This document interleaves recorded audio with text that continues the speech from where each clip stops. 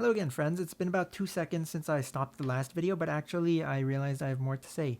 Right now I'm going to yap about the whole fiber optic drones thing, right? So we have these fiber optic drones controlled by fiber optic so that you can't jam them using radio or using electromagnetic jammers because they're not controlled by electromagnetic waves.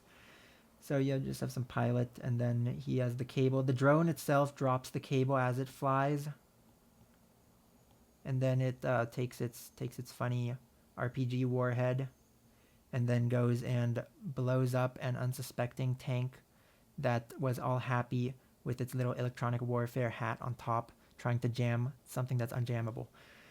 Just some random musings.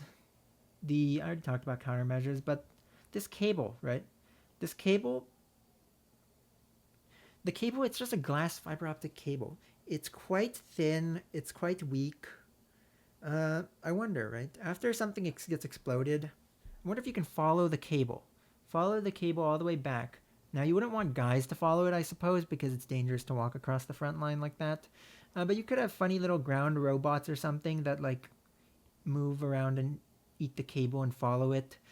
But that can be hard if it gets caught on rocks and stuff and trees. Although, generally, I believe that the pilots don't try not to fly into trees because, of course, if you get the cable tangled in trees, it could snap or it would just degrade the maneuverability of your drone. Anyway, you could follow the cables. You could use a drone with some nifty AI to follow the cables. Who knows?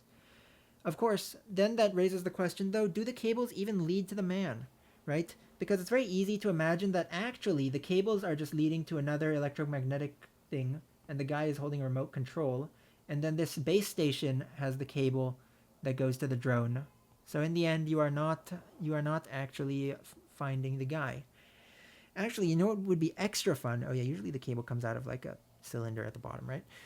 You know what would be extra fun? Imagine this: your drone, it'll carry its cylinder of cable, but then attached to the cylinder, it'll also carry just the box with the transmitter. So now you're not limited by the range of your cable because the weight of the cable is a big problem in these devices in general. As in, the cable can easily weigh a couple kilos, and to deal with that, there are companies that sell like our cylinder with its cable. Our cylinder is made out of like ultra thin, like carbon fiber to be extra light. Anyway, the point is you're competing with payload, then you have to make the drone bigger, all sorts of problems from heavy stuff. Imagine this. Why don't you just carry half the cable and then just have your transmitter like this? Then when you detect jamming starts, there are ways to detect it. You could even just go this extra stupid way of like just does my screen start getting flickery, and then that's it. And then you just back off, right? You detect jamming, you back off, you drop your funny little radio frequent or electromagnetic to fiber optic converter, and then you go kamikaze somebody with your light drone. And because your drone is extra light because it's carrying less, then maybe you can strap a bigger warhead on it, and then you go blow up your like Soviet tank or whatever, right? Just food for thought. I don't know. Boom, and then you know what happens? The head goes flying as always. I'm sorry. That's all for me. I love you all. Thanks for listening. If you listened, I don't know why I do this. Have a good day.